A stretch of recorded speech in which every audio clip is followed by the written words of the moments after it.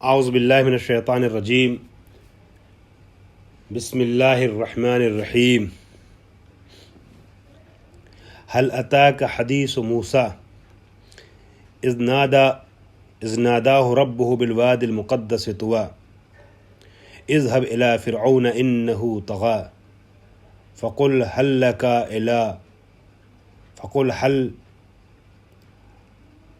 لک الى تزکیٰ الی آخرہ۔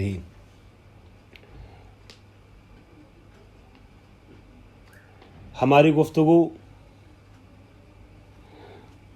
تفسیر قرآن مجید میں 30ویں پارے کی تفسیر کے دوران سورہ نازعات کے سلسلے سے چل رہی ہے۔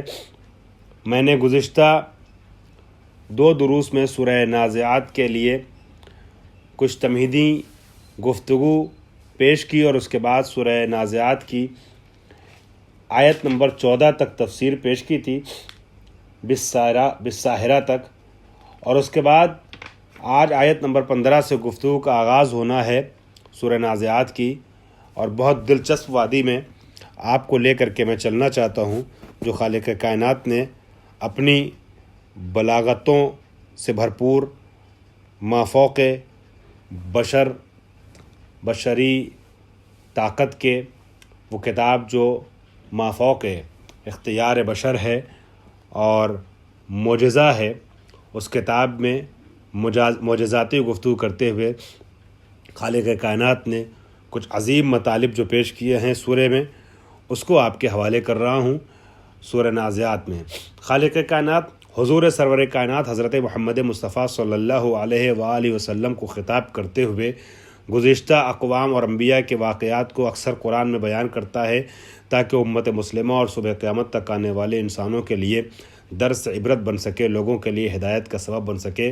قرآن مجید نے گزشتہ نبیوں کے واقعات جو قرآن میں بیان کیے ہیں، نحن نقص علیک احسن القصص، بہترین واقعات، وہ کیوں بیان کیے ہیں؟ تاکہ تمہارے لیے عبرت بن سکے اور گزشتہ واقعات سے، گزشتہ قوموں کے حالات سے درس لے سکو۔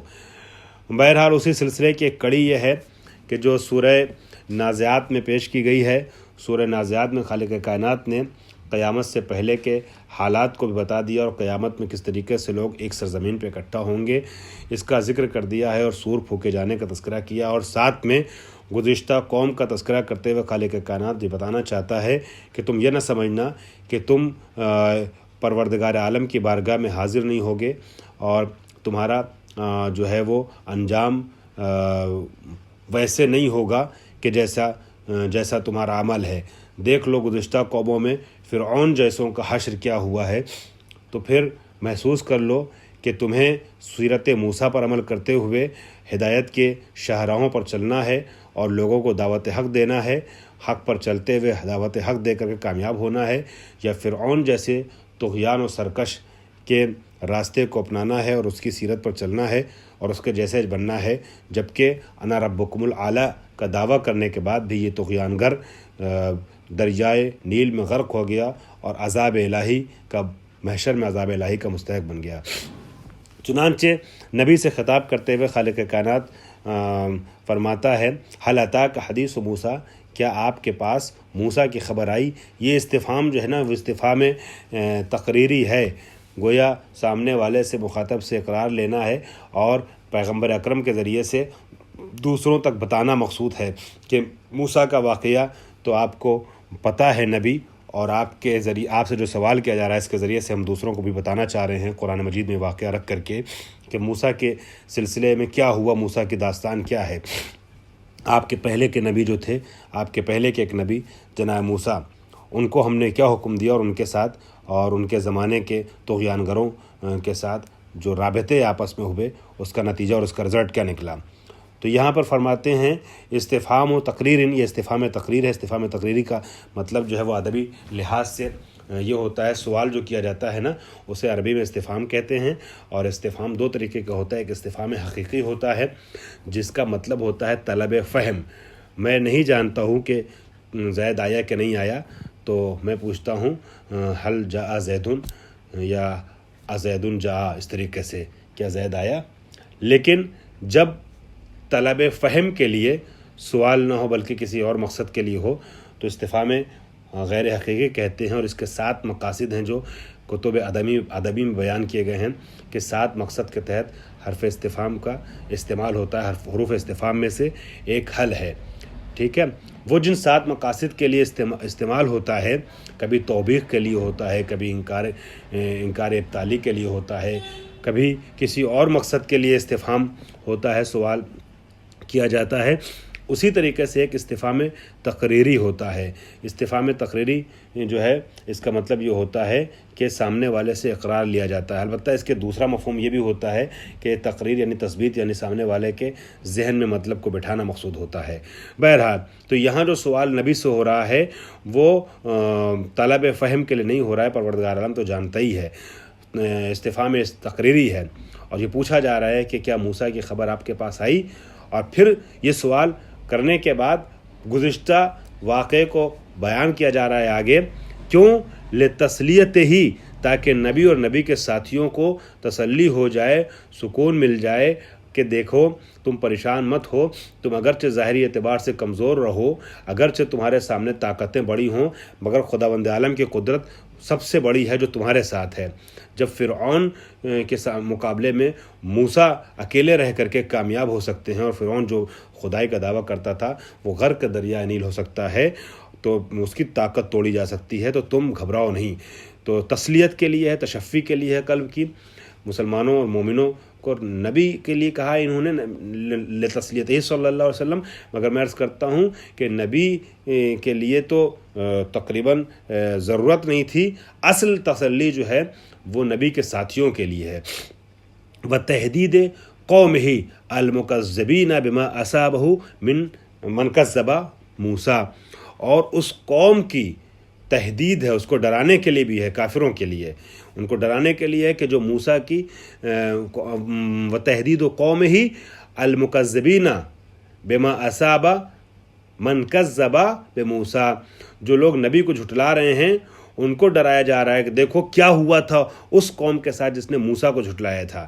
موسیٰ جیسے نبی کو جھٹلانے والے قوم کا یہ حال ہوا تھا، تم ہمیں جھٹلا رہے ہو تو سمجھ لو کہ تمہارا کیا حال ہو جائے گا. اذ ناداہ ربہ بالواد المقدس طویٰ، کہ جب موسیٰ کے رب نے موسیٰ کو پکارا وادی مقدس میں. یہی آیت ہے. اذ ناداہ ربہ بالواد المقدس طویٰ، کہ جب موسیٰ کے رب نے وادی مقدس میں پکارا. کہتے ہیں فسر فی طٰہٰ، چونکہ سورہ طٰہٰ میں بھی یہی آیت آئی ہے. اس کے پہلے سورہ طٰہٰ میں آ چکا ہے انی انا ربک فاخلع نعلیک انک بالواد المقدس طویٰ، یہ آ چکا ہے. اس کے پہلے سورہ طٰہٰ جو ہے وہ پہلے گزری ہے اور اب سورہ نازعات بعد میں ہے. تو مفسرین کا یہ طریقہ ہوتا ہے کہ جس لفظ کی تشریح پہلے کر چکے ہوتے ہیں پیچھے کی آیتوں اور سوروں اور جلدوں میں، اس کے لیے کئی بار ایسا ہوتا ہے یا خلاصہ بیان کر دیتے ہیں یا کہتے ہیں کہ آپ ادھر مراجعہ کر لیجئے. تو سورہ طٰہٰ کی تفسیر جو ہے آپ لوگ دیکھ سکتے ہیں، لیکن میں بتا رہا ہوں مختصراً. سورہ طٰہٰ میں طویٰ کے بارے میں بتایا گیا، وادی مقدس جس کو طویٰ سے تعبیر کیا جاتا ہے. اصل میں طویٰ جو ہے وہ وادی مقدس کو کہتے ہیں کہ جہاں جناب موسیٰ سے خطاب کیا جائے، جہاں موسیٰ سے گفتگو ہو رہی ہے. طویٰ کے لیے بیان کیا ہے مفسرین نے، اور آپ لوگ جو ہے وہ تفسیر نمونہ بھی اٹھا کر دیکھیے گا. علامہ آیت اللہ ناصر مکارم شیرازی کے زیر نظر تحریر کی گئی جو تفسیر ہے، اس میں آپ تحریر فرماتے ہیں یہ جو ہے ایک سرزمین ہے شام میں مدین اور مصر کے درمیان، اسے وادی مقدس کہتے ہیں، وادی مقدس طویٰ کہتے ہیں. یہاں جناب موسیٰ علیہ السلام کے اوپر سب سے پہلی مرتبہ وحی آئی تھی اور جناب موسیٰ سے کہا گیا تھا کہ جاؤ فرعون کی طرف ہمارے پیغام کو لے کر کے پہنچو، منتقل کرو پیغام ہمارا فرعون تک. تو یہ وادی مقدس طویٰ یہ وہ وادی ہے. ٹھیک ہے.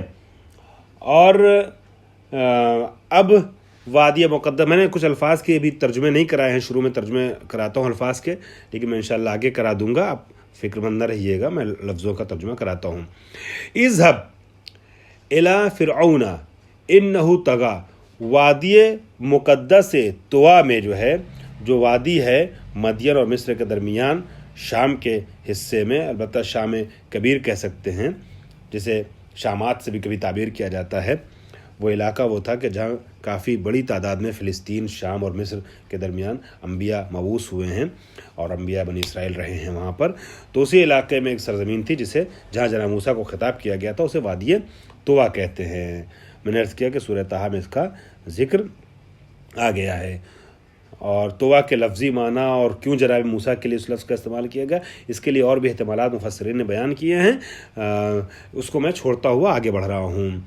اذهب الى فرعون انه طغى، اے موسیٰ جاؤ فرعون کی طرف، اس لیے کہ وہ طغیان گر ہو گیا ہے، سرکشی پر آمادہ ہو گیا ہے۔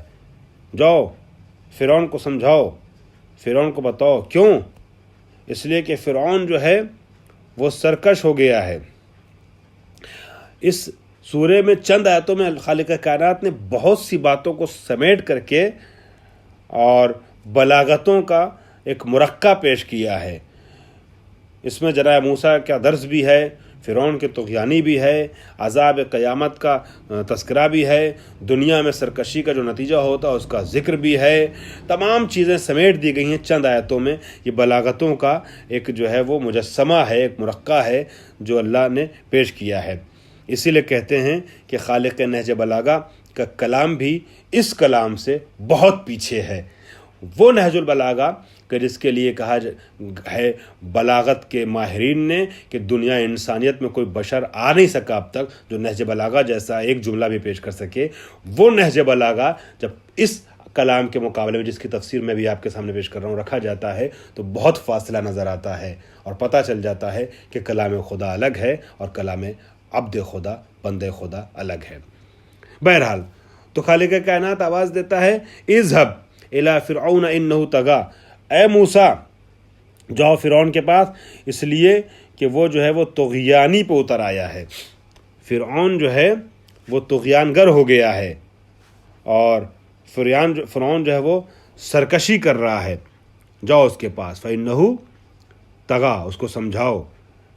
تجبر فی کفرہ، اپنے کفر میں جبر کرنے لگا ہے اور جابر ہو گیا ہے، ظلم حد سے زیادہ اس کا بڑھ گیا ہے۔ فقل هل لک الی ان تزکی، اے موسیٰ جاؤ فرعون سے کہو کہ کیا میں تمہیں پاک کر دوں۔ تزکا اس میں باب تفعول میں اور بعض دوسرے جیسے باب تفعول میں بعض ابواب ہیں عربی میں جس میں دو تے اکٹھا ہو جاتا ہے تو صرفی قاعدے کے تحت ایک تے گر جاتی ہے، تو یہ تتزکا انہوں نے کہا ہے تاکہ آپ سمجھ جائیے تزکا اس میں تتزکا تھا، معنی وہی دونوں کا سیم ہے کہ کیا میں تمہیں پاک کر دوں، پاکیزگی کی طرف تمہیں لے کے جاؤں۔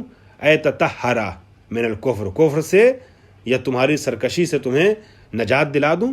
واہدیک الی ربک ادلک علی معرفتہ، اور تمہاری ہم ہدایت کریں تمہارے رب کی طرف، تمہاری رہنمائی کریں اس کی معرفت کی طرف۔ فتخشا، پھر تمہیں جو ہے خوف پیدا ہو، قہرہ وعظمتہ، اس کے خوف سے اور اس کی عظمت سے تمہیں ڈر پیدا ہو، تمہیں خوف پیدا ہو۔ کیا میں تمہاری، یہاں پر بہت نرمی سے گفتگو ہے، بہت ملائمت سے گفتگو ہے۔ ایک طریقہ یہ بتایا گیا ہے قرآن میں کہ جب کسی کی ہدایت کی جائے، کسی کی رہنمائی کی جائے، وعظ و نصیحت کی جائے تو بہت نرمی سے۔ فرعون جیسے طغیان گر کے پاس بھی جناب موسیٰ علیہ السلام جاتے ہیں تو نہایت نرمی سے، بہت سمجھا بجھا کے، بہت اچھے انداز سے گفتگو کرتے ہیں۔ چنانچہ ایک جگہ سورہ طٰہٰ میں آیا ہے اسی مرحلے کو پیش کرتے ہوئے، فَقُولَا لَهُ قَوْلًا لَيِّنًا، تم دونوں یعنی موسیٰ اور ہارون اس سے بات کرو اور بہت نرمی کے ساتھ، قَوْلًا لَيِّنًا۔ یہاں پہ بھی ایسا ہی ہے، نرمی کے ساتھ جناب موسیٰ سے کہا گیا۔ موسیٰ کہتے ہیں کہ پروردگار عالم کی طرف سے جاتے ہیں جب تو کہتے ہیں کہ کیا میں تمہیں اچھے راستے کی طرف لے کے جاؤں، پاکیزہ کر دوں، ہے نا، وَهَدِيَكَ إِلَىٰ رَبِّكَ، تمہارے رب کی طرف رہنمائی کروں، تمہارے رب۔ اس میں بھی کہیں نہ کہیں ایک راز چھپا ہوا ہے اللہ سے نزدیک کرنے کا۔ اور اس کے بعد اگلی آیت جو فَأَرَاهُ الْآيَةَ الْكُبْرىٰ، اس کو میں انشاءاللہ اگلے درس میں پیش کر رہا ہوں۔ ہمارا درس مختصر ہے، امید کرتا ہوں کہ کم وقت میں زیادہ باتیں منتقل ہو جائیں گی۔ وآخر دعوانا الحمدللہ رب العالمین۔